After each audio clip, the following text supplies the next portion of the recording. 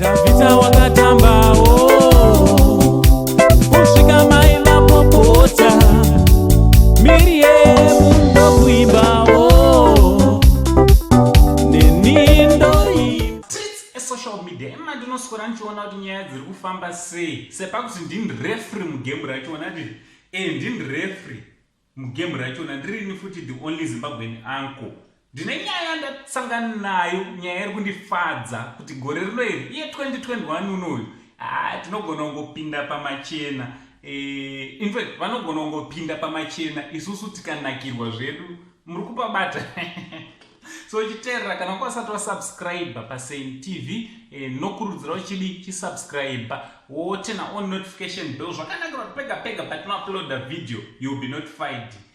Also chingondigamuchira iwo sasekuru venyu hanzvadzi yamai venyu chidiki diki chachona chekupesira mungondigamuchirawo zvakadaro anditi ndichitoti maswera sei kwese kwamuri vazukuru vangu panapa vazukuru ndepekufara musanyanyoita mafeelings nenyaya dzatinokupai panapa ichanel yekukutandadzai chete ndizvoka vamwe vanobva vatukirira kuti makuhwa semukadzi ndinawo makuhwa saka amwe makuhwa akanakira zvoni inyaya dzine dzaitika mastreets esocial media dzatinongotora tobva tauya tokuzivisaiwo zviri kuitika. Inoyi nhau yatauya nayo pazuva ranhasi, nhau yamudiwahood mukomana wetu ndaita mari ane nyaya yake yaakanda sekuziva kwenyu kuti mudiwa haana mukadzi but gore rino raakuti rino raakuda mukadzi mukomana uyu abva anyorawo akanyora zvakadaiwo paInstagram account yake nekufacebook page kwake abva anyora mashoko ari panapa obva ati my name is Mudiwahood, a proud Zimbabwean, the author of Zimbabwe's best-selling book Shut Up and Make hashtag Shut Up and Make Money. And I make money for a living, but most importantly, I'm single and ready to mingle before Valentine's Day. Right? Mkomana arikuda baby before before pavale papa next month.